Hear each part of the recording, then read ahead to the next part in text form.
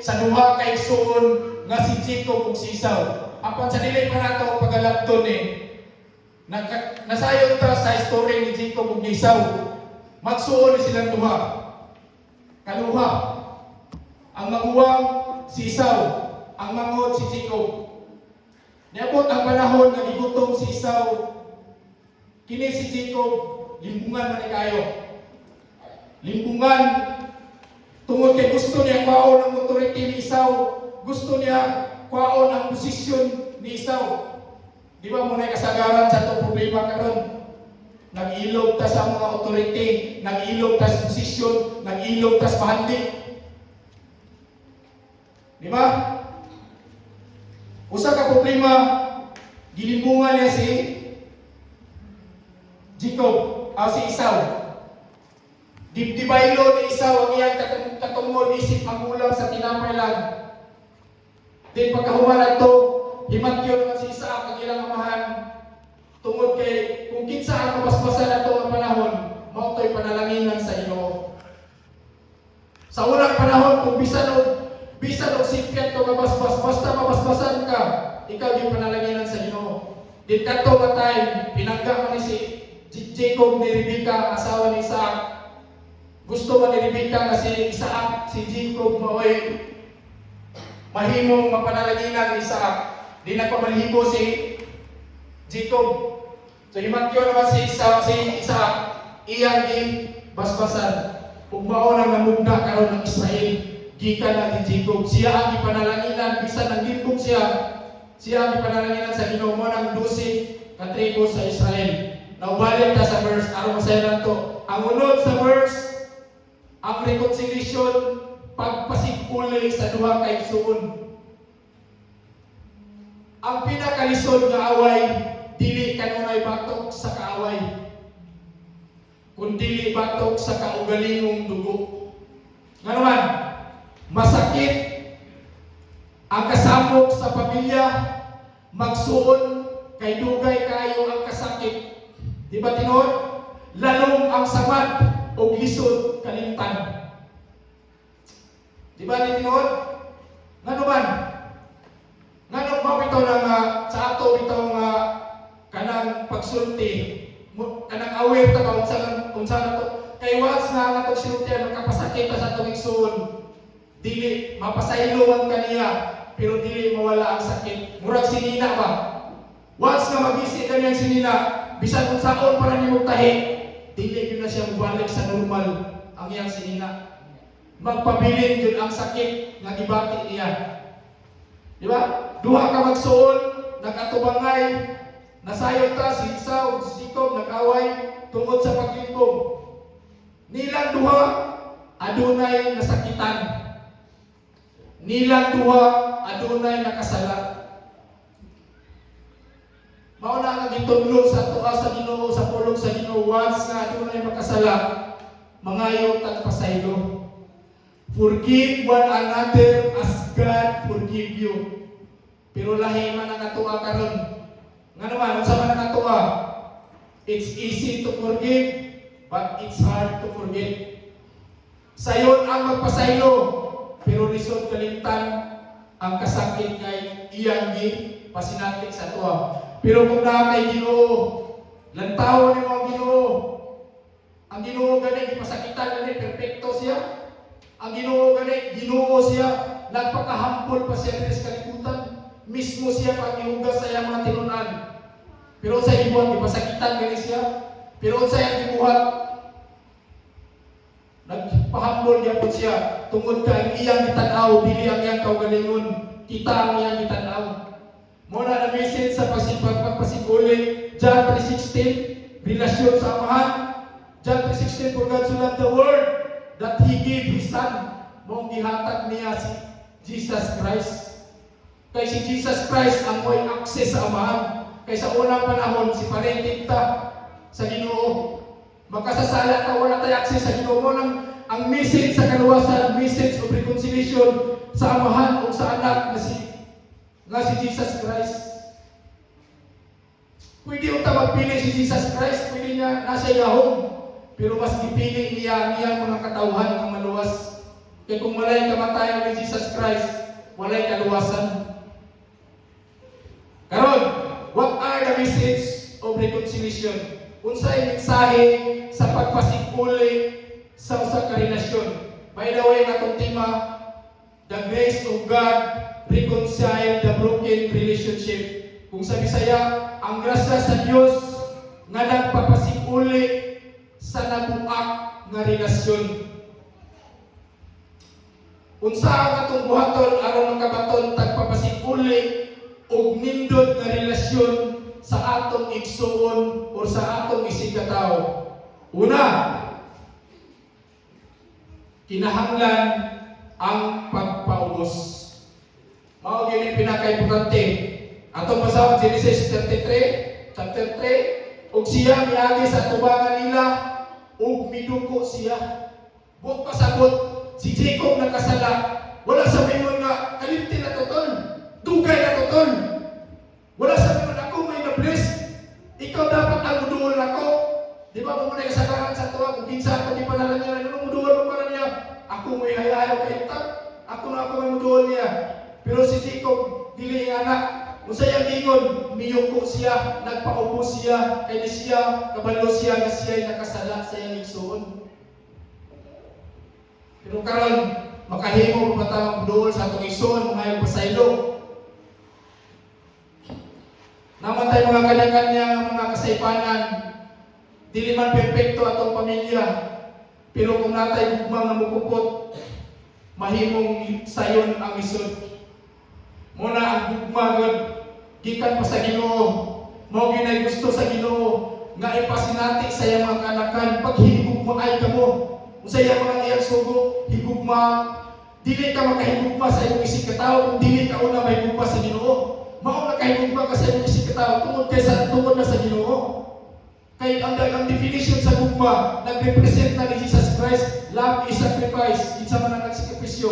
Si Jesus Christ, love is patient. Love is humble, love is kind. Si Jesus Christ na tanan. Diba? Ang reality, ang reconciliation, magsugod yun kung adunay magpaubos. Wala yun papasiguli sa relasyon kung wala yun magpaubos. Diba? Kung kanya-kanya patasan na yung ihi, ugat po sa itong isig katao, wala yun kalinaw. Ang pagpaubos, mag-prevent na siyang sala. Makalikay ka sa sala kung nakay pagpaubos. Wala may mawala na to kung magpaubos ta. Dili man maepektuhan na to pagkalalaki kung magpaubos ta. Malagingon tag talawan. Sa humbleness is act of submission to God. But pasabot, humble ka. Gihangad na lang mo sa Ginoo Dios, ikaw na ang maghukom. Nasayod ka sa akong kasing-kasing. Mas importante ang relasyon kaysa pride. Di ba? Relationship before pride.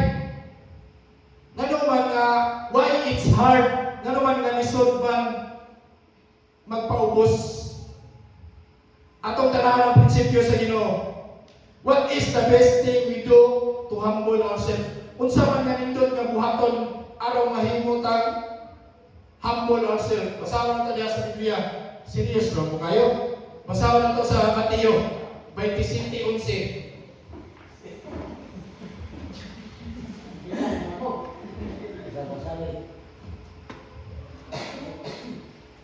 Anong lisod man magpaubos ta? Basahan nato ang prinsipyo sa Ginoo. Mateo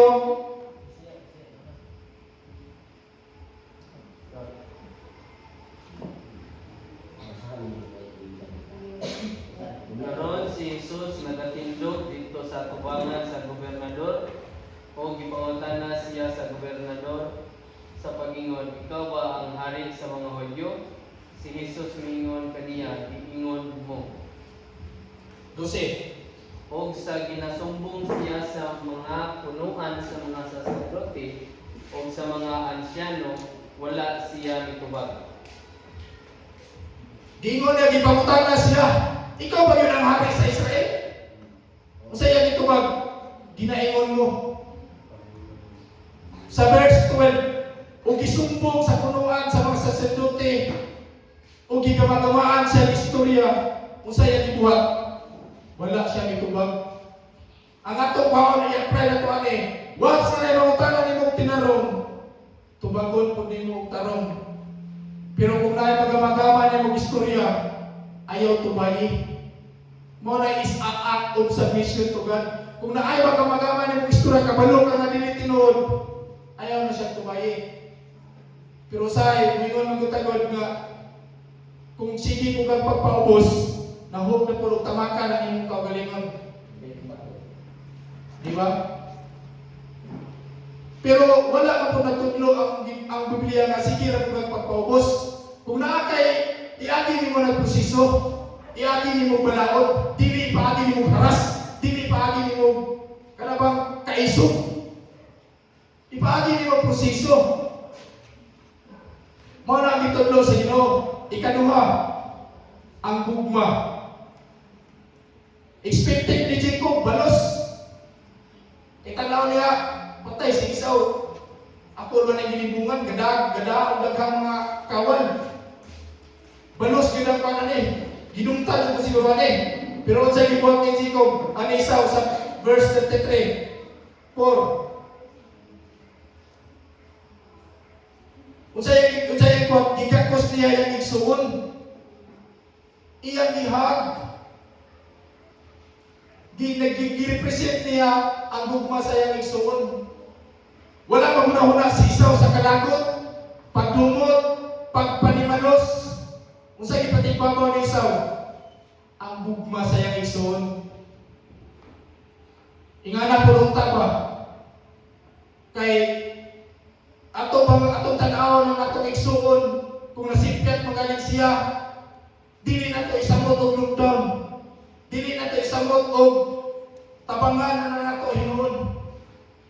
Atong i-lift up, atong tabangan ang problema, solusyonan, dili tamakan ang kamot nga mahimuontang mupatay, ba't napulihan sa gakos. Ngano nabuhat man to ni Esau tungod sa grasya sa Dios. Ang baba nga mahimong usukol napulihan sa halok ug gugma tungod sa grasya sa Dios. Ang grasya sa Dios wala nang naghatag sa mga tao nga matarong. Gihatag na sa mga tao nga dili deserving, undeserved people like Jacob. Di ba? Itagtanan makasasala man ta. Walay perfecto na yung kalibutan. Anong dili man ta kasabot sa atong isig ka tao? Dapat maka mind on your own heart. Examine your own heart. Anong dili mo ka pasaylo?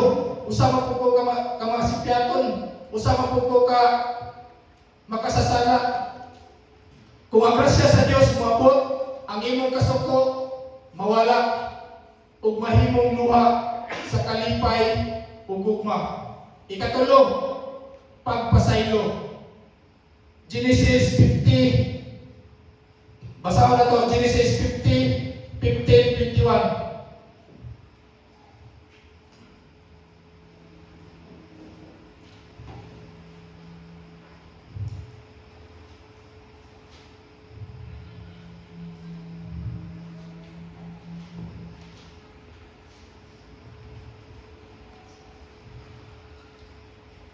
Ug sa pagkakita sa mga igsoon ni Jose, ang ilang amahan patay na nagingon sila tingali gadungtanay kita. Si Jose ug ang iyang pabayran kanato ang tanan nga kadautan nga atong gibuhat kaniya ug pasuguan nila si Jose sa pag-ingon ang imong amahan nagsugo sa wala pa siya mamatay nga nagaingon mao kini ang igaingon ninyo kang Jose. Gipangaliyo po ko kaninyo ang nga pasayloon mo karon ang pagkadautan sa imong mga igsuon ug ang ilang sala kay dautan ang ilang gibuhat nila kanimo tungod niini karon gipangaliyo po namo kanimo pasayloon mo ang pagkadautan sa mga alagad sa Dios. Sa istorya ni Jose, grabe kay ni si Jose. Joseph, sa diha nga iyang damgo. Ang meaning sa iyang damgo, musukol na siya sa iyang igsuon, usay gibuhat sa iyang igsuon, itambog siya dito sa pangpang.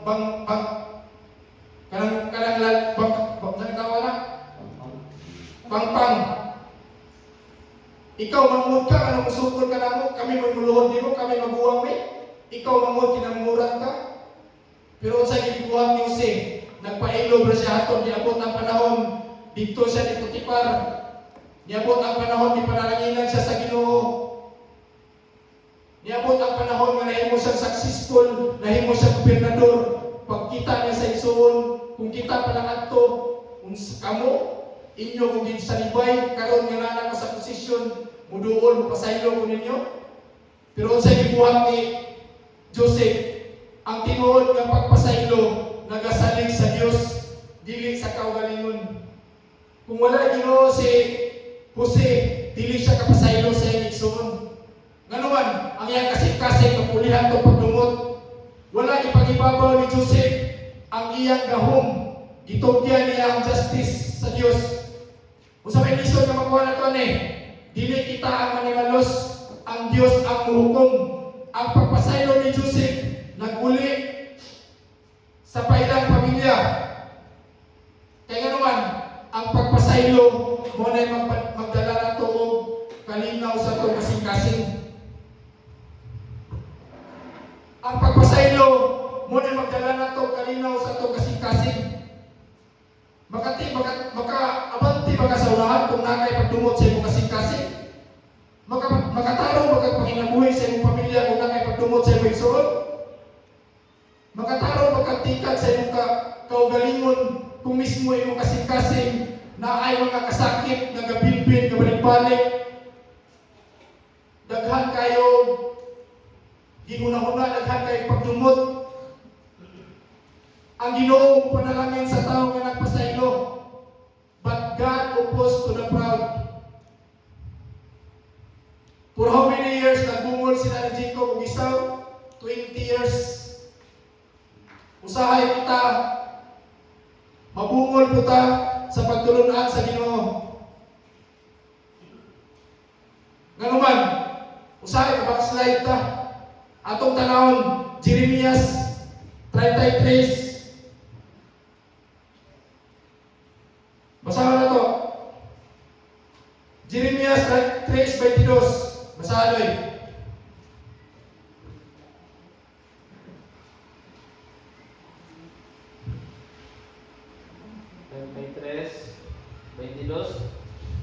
Ingon niya ang panon sa langit dili maisip. Di, Jeremias 3:22.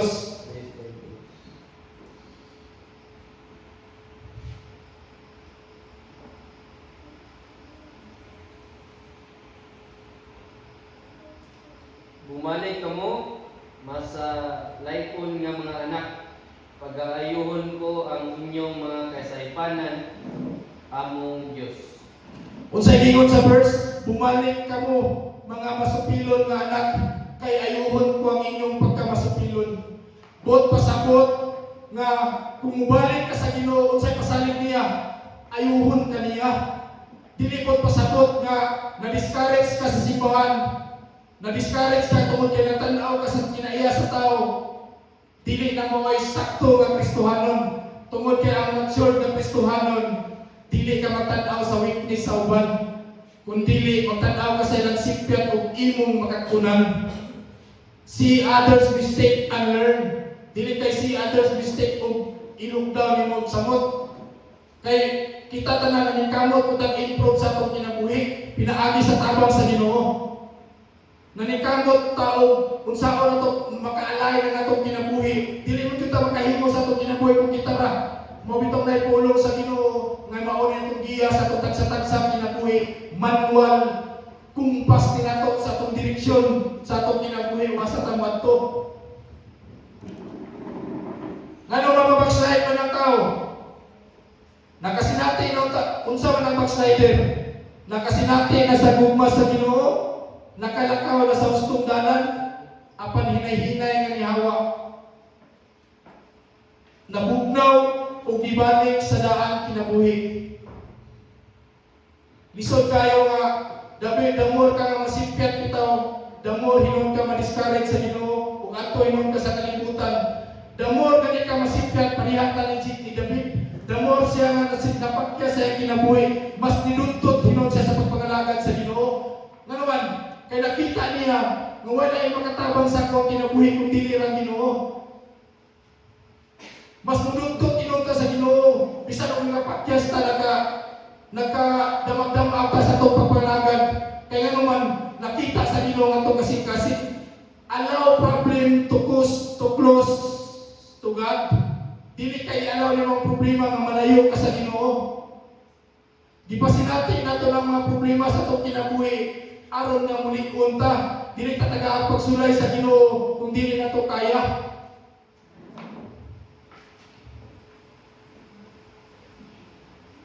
Dili kinahanglan nga karo nga daotan o kinabuhi. Usay magod mawala ang atong gana sa pag-ampo, nawala ang kahinang sa pulong sa Dios ug gibalik sa daan nga batasan. Mga igsoon, dili man nakalit-kalit nga mabalik ka sa presensya sa Ginoo. Aduna man ay proseso, bat kanunay nato lang taon. Nakabalo naman yuta sa kaluwasan. Naiuban mo ingon nga pwede naman ko mag-ampo, musimba magyapon ko. Okay mo na. Pero naay mga pulong sa Biblia na dili mo makatch up na kinahanglan kag nag-study yung Bible. Kining simbahan dili ni lugar sa mga tao nga mga tarong, mao ni lugar sa mga tao nga makasasala ug nagkinahanglan Ginoo. Lugar ni sa tao nga masakiton ug nagkinahanglan og tambal. Tambal nga makita nato sa pulong sa Ginoo. Amen? Amen. Nayuban, dili ko simba kay isaway ko na nila.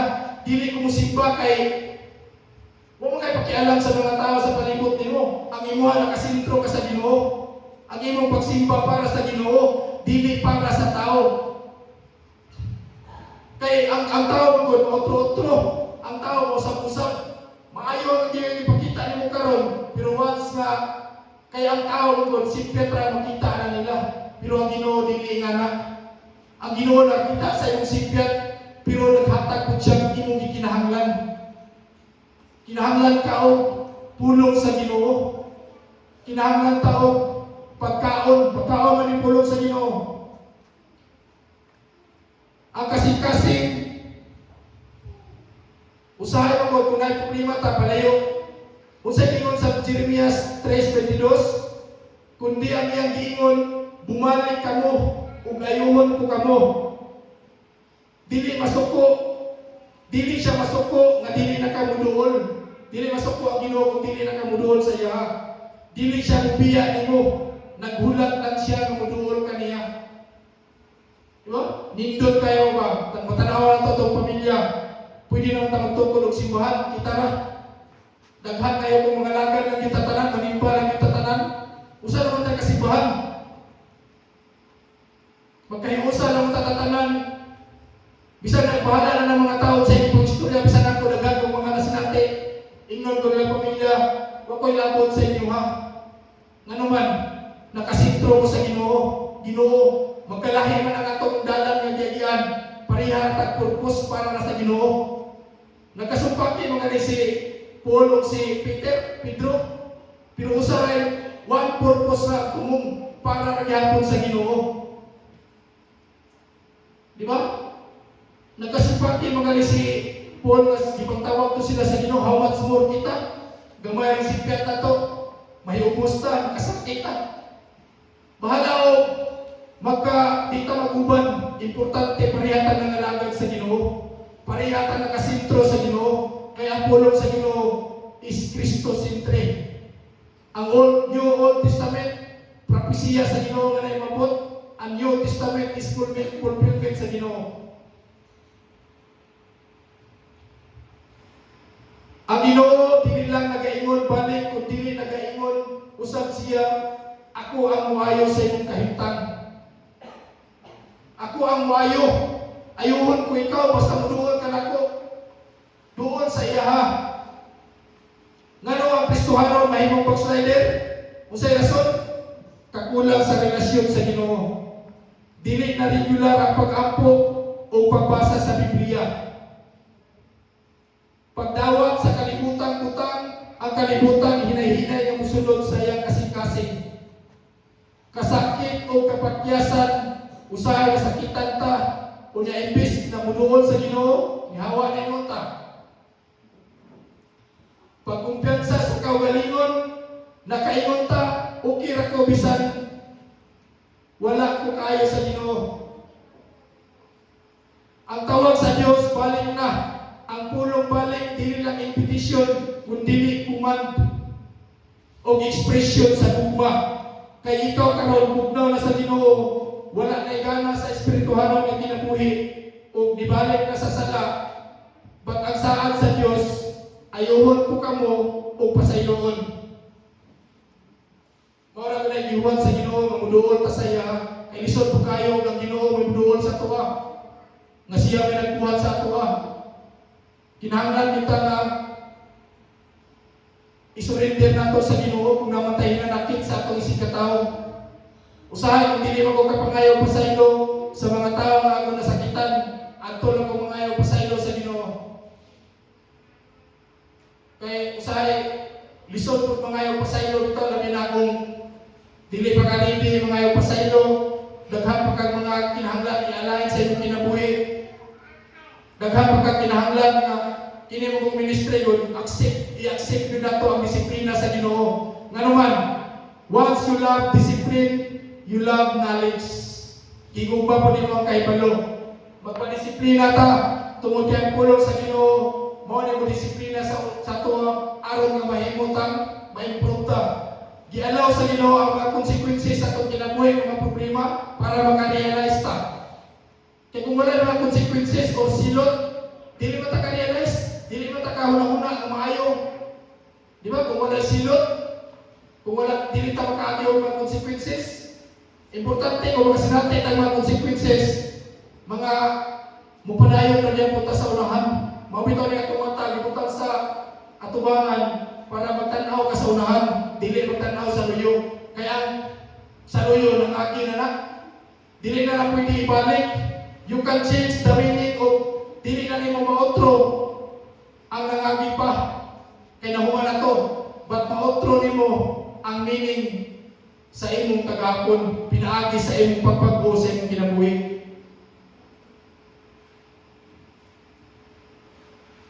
Sa mubo kayo nga pagtulog-an mga igsoon, hinawag nga katong mga pulong dili gyud muna ba kawang sa atong tagsa-tagsa kinabuhi ug kanunay natong hinumduman. Pasalamatan nato ang Ginoo nga giluwas ta niya, gihatag niya si Jesus Christ mo kinatong nagtawon. Kay dili gyud nimo mahimo baguhon nimo kinabuhi kung dili gyud kamo lantaw sa gibuhat, dili nimo masabtan ang gibuhat ni Jesus Christ. Dili nimo ma-share ang gugma ni Jesus Christ kung dili nimo lantaw ang iyang kamatayan dito sa cross. Nindot kayo, kisa may ganahan, dili ganahan o hapsay nga pamilya, kisa may dili ganahan o managhiusa ang pamilya. Di ba, nindot kayo, ganiha, makasinati ko, kinanindutan kayo ang pamilya nga naghiusa, nga nagkinatawanay, nagsanay, naghalubilo. Kisa may dili ganahan na. Di ba? So, kitang tanan ang pulong sa Ginoo, katong pulong sa Ginoo, kitang tanan na igo. Wala exente na ito, kitang tanan. Dawato na ito ang pulong sa Ginoo, kaya ang pulong sa Ginoo sakit. Kung dili ka kamao dawat sa pulong sa Ginoo, dili ka mo tumbo. Himuon na itong lesson ng atong mga kasipyatan to improve ourselves.